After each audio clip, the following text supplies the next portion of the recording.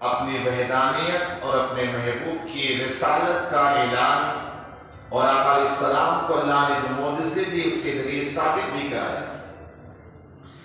لیکن عرب کے وہ کافر بدبخت کہنے لگے یہ محمد عربی صلی اللہ علیہ وسلم پر کوئی قرآن نہیں اترتا، کوئی اللہ کا کلام نہیں اترتا، بلکہ شیطان لے کر کے کچھ ان کے پاس آتا ہے اور اسی کو یہ بک دیتے ہیں۔ اور آپ کو کل میں نے بتایا بھی تھا کہ شیطان پہلے آقا علیہ السلام سے پہلے آسمانوں میں جاتا تھا، فرشتوں کی بات سن کر آ کر کے کاہنوں کو بتاتا، وہ ملا جلا کر بتا دیتا۔ لیکن جب آقا علیہ السلام تشریف لائے، اب دنیا کے آسمانوں میں شیطان کا جانا روک دیا گیا۔ اسی کا ذکر ہے وہ اس قابل ہی نہیں کہ وہاں جا سکے۔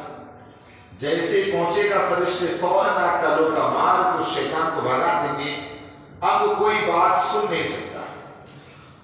اور فرمایا وہ سننے کی جگہ اس سے بہت دور رکھا گیا، شیطان نہ سن سکتا ہے اور نہ آ کر کے بتا سکتا۔ تو کہا فَلَا تَدْعُوا مَعَ اللَّهِ إِلَٰهًا آخَرَ، تو کہا اے محبوب جب میں نے ساری چیزیں بتا دیا سمجھا دیا، ابھی نہیں بتاؤ اللہ کے علاوہ کسی کی بھی عبادت نہ، اللہ کے علاوہ کوئی عبادت کے لائق نہیں۔ آپ دیکھیے اللہ کا فضل ہے کہ الحمدللہ ہم مومن ہیں اور اللہ کے ماننے والے ہیں، ورنہ تو آپ وہاں چلے جائیں دیکھیں نا، ہر فیلڈ میں ان کا ایک بھگوان اور خدا نظر آئے۔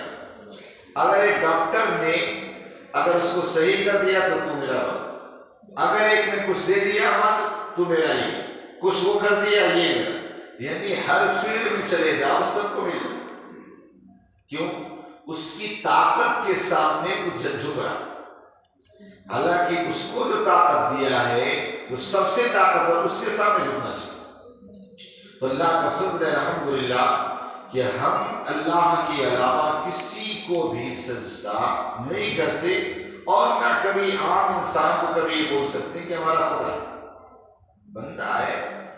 جب حضور کو اللہ نے اتنی طاقت دی، غوث اعظم کو اتنی طاقت دی، ہم ان کو کبھی خدا نہیں کہیں، گلی محلے کے پٹیچروں کو ہم کبھی کہہ سکتے؟ اللہ کا فضل الحمدللہ کہ ہم اس کے بندے ہیں اور الحمدللہ مسلمان ہیں۔ اب اللہ تعالیٰ نے فرمایا وَأَنذِرْ عَشِيرَتَكَ الْأَقْرَبِينَ، اے محبوب آپ اپنے قریبی رشتہ داروں کو ڈرائیں۔ یعنی آقا علیہ السلام کو اللہ نے نبوت عطا فرمائی، یعنی نبی تو پہلے سے، یعنی اعلان نبوت کا جب حکم ہو یہ مراد، تو اللہ آقا علیہ السلام چھپ چھپ کر کے لوگوں کو تبلیغ کرتے تھے، چھپ چھپ کر لوگوں کو بتاتے کہ میں اللہ کا رسول ہوں، اللہ کا چھپ۔ ابھی اعلانیہ حکم نہیں ہوا، لیکن اب اللہ تبارک و تعالیٰ نے فرمایا محبوب اپنے قریبی رشتہ داروں کو اب بلائیں اور انہیں دین کی دعوت دیں، ایک اللہ کی طرف بلائیں۔ آپ نے آقا علیہ الصلوۃ والتسلیم نے اعلان فرمایا، پہاڑ پر آپ نے سب کو جمع فرمایا، جبل ابی قبیس یا جو ایک پہاڑ تھا فاران کی چوٹی، یا ایک پہاڑ کا نام وہ ذہن سے نکل گیا، بہرحال اس پہاڑ پر آقا علیہ الصلوۃ والتسلیم کھڑے ہوئے اور سارے لوگوں کو جمع کیا، یعنی اپنے قریبی قبیلے بنی عبد المطلب کے، بنی ہاشم کے، قریش کے، یہ سارے لوگوں کو آقا علیہ السلام نے جمع فرمایا۔ اور جمع فرمانے کے بعد فرمانا چاہیے بتاؤ کہ میں اگر تمہیں یہ کہوں کہ پہاڑ کے پیچھے قافلہ آ رہا ہے، وہ تم پر حملہ کرنے والا ہے، تو کیا تم میری بات پہ بھروسہ کرو گے؟ کہا بالکل بھروسہ کریں گے، آپ صادق الامین ہیں، ہمیشہ سچ بولتے ہیں، امانت دار ہیں، آپ کی بات پہ بھروسہ کر لیں۔ تو کہا سنو میں اللہ تبارک و تعالیٰ کا رسول ہوں، اس کا آخری پیغمبر بن کر آیا ہوں، ابھی ساری بتوں کو چھوڑ دو، صرف ایک خدا کی عبادت کرو۔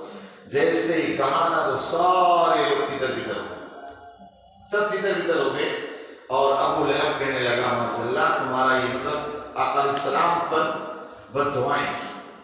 تو اللہ تبارک و تعالیٰ، اس لیے یاد رکھنا کبھی بھی بندہ اگر خدا کی گستاخیاں کر جائے تو اللہ تعالیٰ لیٹ گو کرتا چھوڑ دیتا، لیکن جب اس کے محبوبوں کی گستاخی کی جائے پھر محبوبوں کا محبوب تو اللہ برداشت نہیں کرتا. حضور کے لیے دعائے ضرر کی تو اللہ تبارک و تعالیٰ نے کوئی آیت کری سورت ہی نازل تبت یدا ابی لہب وتب. ابو لہب کے دونوں ہاتھ ٹوٹ گئے. وہ حضور میرے محبوب کا اس کے ہاتھ ٹوٹ گئے. بہرحال تو آقا علیہ السلام نے اعلان فرمایا نہ اپنے قریبی رشتہ داروں کو سب کو بتایا کہ ہم اللہ کا رسول پیغمبر ہوں. تو اس میں سارے لوگ چلے گئے. لیکن مولا کائنات علی متذاکر واللہ رجل کریم چھوٹی سی عمر تھی. آپ پنجوں کے بل کھڑے ہو کر اعلان کرتے یا رسول اللہ صلی اللہ علیہ وسلم. سب اعلان کرتے ہیں لیکن علی کہتا ہے کہ آپ اللہ کے رسول ہیں, آپ اللہ کے آخری پیغمبر. صرف فرمایا وَأَقْصِدْ جَنَاحَكَ لِمَنِ اتَّبَعَكَ مِنَ الْمُؤْمِنِينَ. اپنی رحمت کا بازو اپنے پیر مسلمانوں کے لیے کھول دیں. یعنی اب کہاں کہ ان پر نرمی کریں. جو آپ کی اتباع کر رہے ہیں آپ سے قریب آ رہے ہیں. وہاں امیر اور غریب نہیں دیکھنا ہے, بس جو آپ سے قریب آ رہے ہیں آ رہے دین اسلام کی طرف, اے محبوب ان کے ساتھ آپ نرمی دکھائیں, ان کے ساتھ اچھا برتاؤ کر اچھے معاملات پیش کریں. فرمایا فَإِنْ عَصَوْكَ فَقُلْ إِنِّي بَرِيءٌ مِّمَّا تَعْمَلُونَ. تو اگر وہ تمہارا حکم نہ مانے تو فرما دو میں تمہارے کاموں سے بے علاقہ ہوں. کیا کہا؟ اگر وہ تمہاری بات نہیں مانتے تو محبوب انہیں کہہ دو کہ میرا تمہارا کوئی واسطہ غرض نہیں. یہیں سے پتا چلا اسی سے واسطہ غرض ہونا چاہیے جو ایمان. لیکن آج ہمارا معاملہ الگ ہو گیا ہے. غیروں کے ساتھ بڑی صلح کرتے ہیں, غیروں کے ساتھ بڑی صلح کرتے ہیں اور اپنے کے ساتھ صلح نہیں کر پاتے. میں کیا اس سے کچھ کہوں, لیکن جب کوئی آ رہے ماتا برا الگ اس سے فٹ سے کریں گے. تو کہا ایمان والے آپس میں نرم دل ہو جائے. قرآن پاک میں کہ اللہ نے فرمایا نا ایمان والے کی کیفیت تھی کہ آپس میں نرم دل ہوتے, دوسروں کے لیے سخت ہوتے, غیروں کے.